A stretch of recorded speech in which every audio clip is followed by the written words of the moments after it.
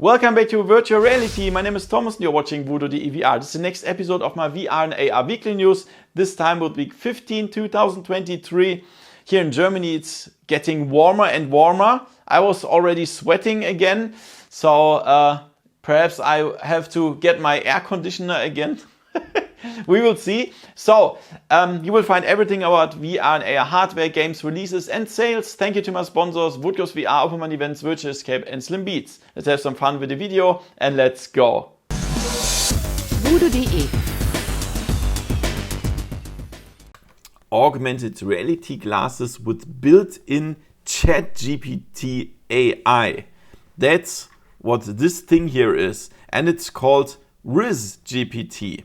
So, for example, here are two people. One doesn't have this device and this guy has the device. So, for example, the device can scan the language or listen to the language of other people. So, the device is listening to this guy, for example, and then perhaps he cannot speak his language, but the device is listening to him and then can whisper to you some available answers, some answers that make sense, or even put that in the augmented reality display, what you should answer.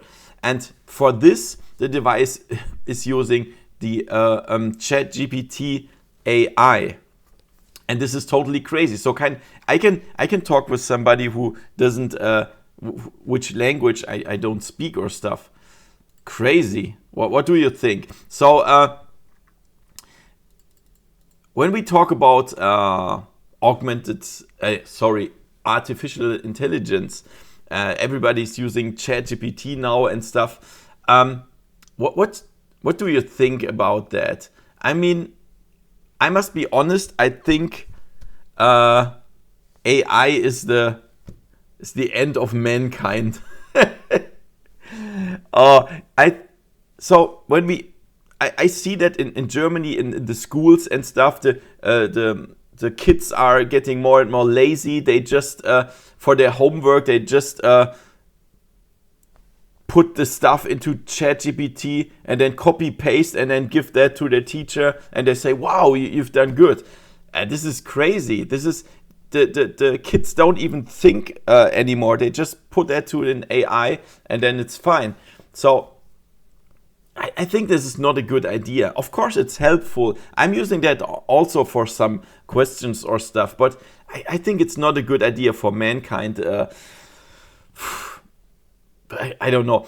You can even see it with calculators, just calculators. I can't even do a simple math anymore because it's just easy to. I have my smartphone and then it shows me the correct answer. So I don't even have to think about that. And with AI, it's getting even worse. This is my opinion. And then when we got these devices here and we all the time have the AI with us, it's getting even worse. This is my opinion. What do you think about that? Please write it in the comments below. I've noticed this cool game in the Meta Quest 2 store. It's called Dead Hook. And that looks really interesting because it's very fast and it has a Quake or Doom style. We have some grappling hooks, we can swing around the levels and we have very fast shootings and cool enemies and we can even upgrade our weapons and stuff and do achieve some perks and so on. And this will be come in May 2023, so very soon to the Quest 2. And I'm looking forward to that. But be careful, motion sickness incoming. I will try it for you and then show it on my channel. Dead Hook. So, will we be able to park our cars with an augmented reality system? That's what Ford wants in the future. So they have a patent and we have a smartphone app, as we can see here. And the smartphone app says park your vehicle in the second row for parallel parking and then get out of your car and aim your smartphone camera at your vehicle. That's what it says, aim at vehicle. And then you say park and then you have to hold the camera and the smartphone app, and the car will park in the parking lot. Isn't that crazy? So, of course, if you have a self-driving car, what can park itself, then doesn't matter. But with this function, there's an additional way to park your car automatically. And I wonder how that looks when somebody stands on the street with a smartphone and then the car parks automatically. It's a very interesting idea, and but it's only a patent. So everybody can file a patent. I can do that as well, but it doesn't mean that it will come on the market. But it's a nice idea by Ford. Soon we will be able to watch Counter-Strike 2 matches in VR. This is possible with Vertex Stadium. And that means we can beam ourselves inside a Counter-Strike 2 match in VR. We cannot play, but we can watch. And we can move through the whole level from every perspective. And we can stay behind our favorite player or something. And we can really fly around and watch from every perspective. That's really something very cool. And of course the players don't see that, because they otherwise they would be distracted from playing. But with some esports tournaments, that's the best way ever that you can watch your favorite Counter-Strike 2 or any other games matches.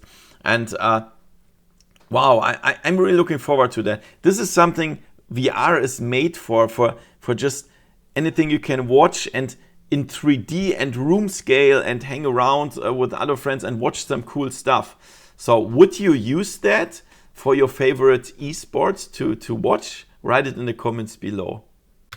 The most successful MMORPG in VR, called Zenith, will get a huge update in Q2 2023, and that's called Skyward Summit, and that brings PvP inside the game. So there will be team duels or one-on-one, and it will also feature the new Cyber Ninja class. Also some other stuff like player housing or crafting or resource harvesting and stuff. And with this update, it will also kill the support for the PlayStation VR 1 and Quest 1, as I mentioned 1 or 2 weeks earlier. So this will be a pretty huge update, and of course with the new class it will be totally different to play and stuff. And yeah, I'm really looking forward to try that, because yeah, as I said, this is a really successful game, and there are still many players inside. But yeah, we will see. What do you think? Do you still play the game? What do you think about PvP? There's an intelligent carpet for VR locomotion, and that's developed in South Korea at the Gwangju Institute of Science and Technology. No idea if I pronounced that right. GIST. And look at this. This guy is just walking on the carpet, and then in the virtual reality, he's moving. And that's really crazy. So there are other devices that can do the same when you walk on spot, like the Cat Loco, but then you have to mount some devices on your knees, on your feet and stuff. But with this carpet, you just don't need to charge anything and don't need to put something on your body. Just put the carpet, and then here you can see that it will scan the points where you touch the carpet with your feet. For example, the area with your toes, or the back of your feet or something, and even the weight. So it can measure, is he jumping, is he running fast, is he running backwards or something. And that's really cool. So this is in development, but it's not sure when it comes out, how it comes out, and if it comes out. Just in development in South Korea, but this could be a really cool movement method in virtual reality. Don't you want to support this cool and brutal honest channel? That would be great. Only $1 per month. That would be so nice. And then you get behind the scenes videos and early access to my videos. Check out the first pinned comment or the description. You would be the coolest guys. Thank you so much. Let's check out the releases. Breachers, I showed that on my channel. 5-on-5 first-person shooter, really nice and tactical. Gambit, I also showed that on my channel on, I think it was the Quest 2, and now it's on Steam VR.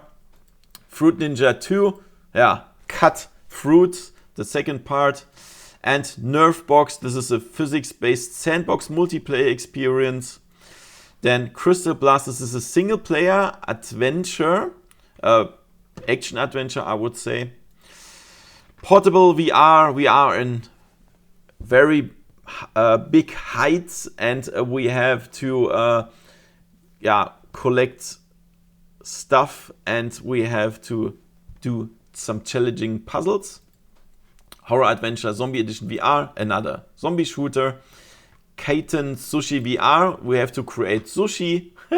Kill It With Fire, we have to kill spiders in very different and brutal ways. A Night in the Attic, we have to find mysterious hidden objects with some mini cardboard games. Sounds cool. And then Smash Room, destroy everything in VR. And then on the Quest 2, Breachers. Also Breachers. By the way, it will also be available for the Pico 4. And I talked to somebody from Pico 2 days ago, and he said that there will be a web page at the end of Q2 2023 for Pico.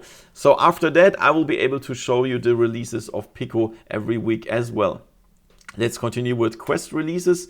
Here's also Gambit on Quest 2. Here's also Fruit Ninja 2 on Quest 2. Here's also A Night in the Attic on Quest 2. And here's also Kill It With Fire on the Quest 2. So there will be parallel releases on Steam VR and Quest 2, which is really nice. And also Call of the Sea VR, a really nice VR adventure. And nothing new on the PlayStation VR 2 this week. And let's check out the sales this week. On Steam we have Boiling Steel, a nice single player shooter, is 50% off. Beanstalker, a nice climbing action game, it's 90% off. Operation Warcade is also a cool shooter, 60% off. Paper Beast, a nice and relaxing adventure, 65% off. And then we have Into the Radius, this is a survival shooter, 30% off. There's nothing special on the PlayStation VR 2. The Quest sales are only like 24 hours or something, so when I record that, you will see that, and then the sales are already gone, so it doesn't make sense. Perhaps when the Pico 4 website will be on, I can show you the Pico sales, we will see. Yeah guys, check out the first pinned comment for supporting me, give me a thumbs up, share the video, and see you next time in virtual reality. See ya! VoodooDE